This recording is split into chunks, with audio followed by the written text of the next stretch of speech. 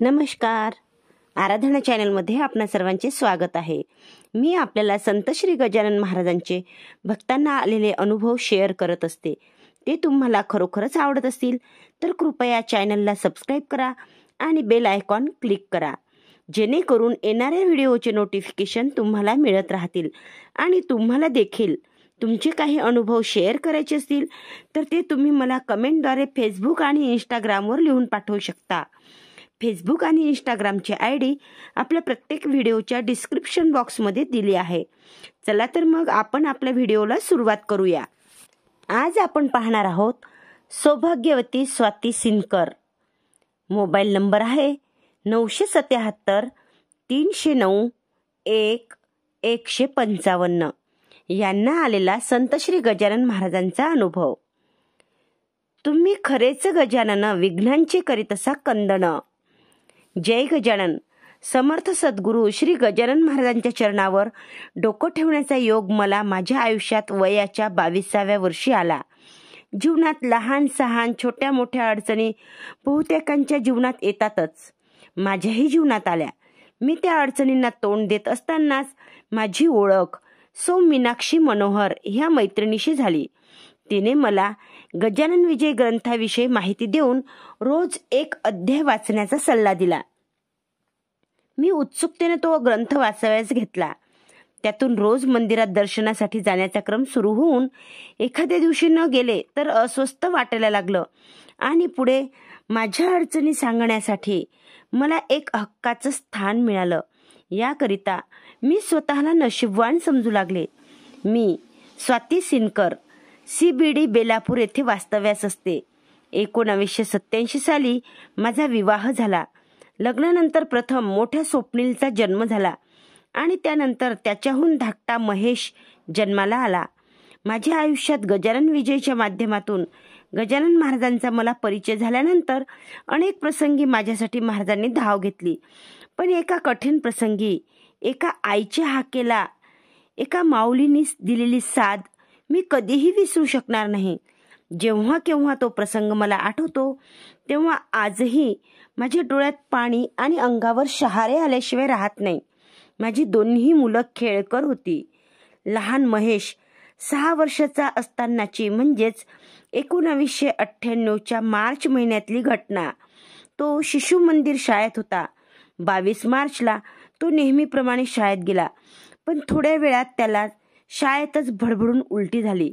शिक्षकांनी लगेच 2-4 मुलांसोबत त्याला घरी पाठवून आमच्या नावे चिठ्ठी लिहून त्यावर घरी पोहोचल्याची नोंद मागवून घेतली. महेशला घरी येतानाच पुन्हा उलटी झाली आणि काही केल्या त्याची उलटी बंद होईना. आम्ही त्याला लगेच लहान मुलांचे तज्ज्ञ डॉक्टर मुरलवार यांच्याकडे घेऊन गेलो. त्यांनी त्याला ताबडतोब एक इंजेक्शन देऊन आराम होईल असं सांगितलं. आम्ही घरी परतलो. महेशने नारळ पाणी पिण्याची इच्छा व्यक्त केली म्हणून आम्ही त्याला नारळ पाणी दिलं, पण ते लगेच उलटून पडलं आणि त्यानंतर उलटी काही थांबेना. त्यानंतर त्याला संध्याकाळ ते रात्रभरात 20 ते 25 वेळा उलटी होऊन अंगातील पाणी निघून गेल्यामुळे अंगात अजिबात त्राण उरले नाही. त्याला ग्लानी आली. आम्ही सकाळीच त्याला हातावर आडवं घेऊन MGM हॉस्पिटलमध्ये गेलो. डॉक्टरांनी इमर्जन्सी वॉर्डात त्याला दाखल करून लगेचच ट्रीटमेंट सुरू केली. तिथे बालरोग तज्ज्ञ डॉक्टर काळे होते. एव्हाना महेश चांगलाच तापाने फणफणला होता. डॉक्टरांच्या मते त्याला मेनिंजायटिस झाला होता. महेशचा ताप काही केल्या कमी होत नव्हता. त्याला अक्षरशः उघडा नागडा चक्क बर्फावर ठेवून आजूबाजूला वर बर्फ ठेवून फुल स्पीडने पंखे सुरू केले तरी त्याचा ताप उतरला नाही. त्याच्या मणक्यातून पाणी काढण्याचा निर्णय घेऊन त्याला कमरेतून गोल वाकवून पाठीतील कण्यातून इंजेक्शननी पाणी ओढून काढलं. तो जोरजोरात ओरडत होता. त्याच्या वेदना पाहावत नव्हत्या. तशातच तो बेशुद्ध झाला आणि काही केल्या शुद्धीवर येईना. नाही म्हणायला हाक मारली की डोळ्याची पापणी तेवढी हलवायचा, पण अन्यथा अगदी निश्चित पडून होता. आता डॉक्टरांनी सांगितलं की याला सायन हॉस्पिटलमध्ये हलवावं लागतं. त्यांनी तिथे तसा फोनही केला. आम्ही सर्व ॲम्ब्युलन्सने महेशला ऑक्सिजन लावलेल्या स्थितीत सोबत एक डॉक्टर घेऊन सायन हॉस्पिटलमध्ये गेलो. पण मधल्या काळात महेशच्या गालावर बरीच सूज आली. सायना हॉस्पिटलमध्ये डॉक्टरांनी त्याला तपासून सांगितलं की याला गालगुंड झाले आहेत आणि असे पेशंट आम्ही ठेवून घेणार नाहीत. याला कस्तुरबा हॉस्पिटलमध्ये घेऊन जा. एव्हाना ॲम्ब्युलन्स निघून गेल्यामुळे आम्ही टॅक्सीने कस्तुरबा हॉस्पिटलमध्ये पोहोचलो. तेव्हा रात्रीचे 10:30 वाजले होते. त्यांनी महेशला वार्ड नंबर 10 मध्ये ॲडमिट केलं. तो सिरियस पेशंटचा वार्ड होता. आम्ही येण्याआधी नुकतीच तिथे 2 मुलं दगावली होती. तिसरी मुलगी आमच्या डोळ्यासमोर गेली. डॉक्टरांनी MGM हॉस्पिटलची फाईल पाहून आम्हाला म्हटलं, हीच ट्रीटमेंट आम्ही देणार आहे. तेव्हा याला परत त्याच हॉस्पिटलमध्ये घेऊन जा. आता महेश एखादं वाक्य बोलू लागला होता.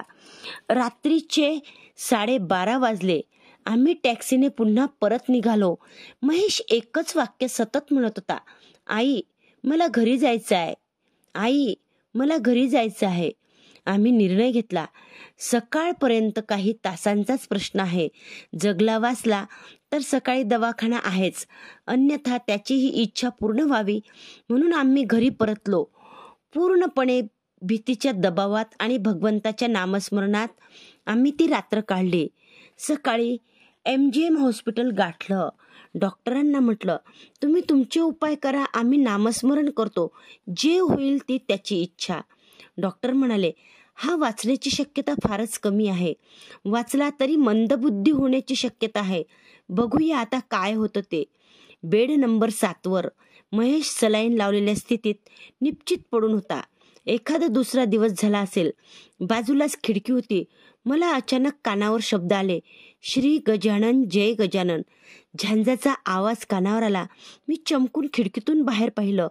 बाजूला DY पाटील यांच्या ज्ञानपुष्पशाळेत गजानन महाराजांची पालखी आली होती. मी भान हरपून महेशला उचललं. सलाईनला ताण पडला. नर्स म्हणाली, अहो मॅडम तुम्ही काय करत आहात? पण मला कशाचंच भान नव्हतं. डोळ्यात पाणी आणून मी महेशचं डोकं खिडकीत टेकवलं आणि म्हटलं, हे गजानन महाराजा, माझी उपेक्षा करू नका. मी तिथवर येऊ शकत नाही, पण माझ्या महेशला बरं करा. मी तुमची मूर्ती शेगावहून आणून आमच्या CBD बेलापूर येथे लोकांच्या दर्शनार्थ ठेवीन. तुम्ही परम कृपाळू आहात हे मी ऐकत आले आहे. माझ्या महेशवर कृपादृष्टी असू द्या.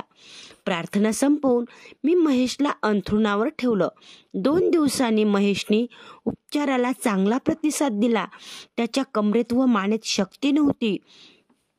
अजून 4-5 दिवसांनी त्याला दवाखान्यात व्हीलचेअरवर बसवून खोलीतच फिरवलं.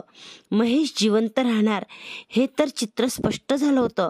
कसा राहणार यावर प्रश्नचिन्ह होतं. पूर्ण 21 दिवस झाले.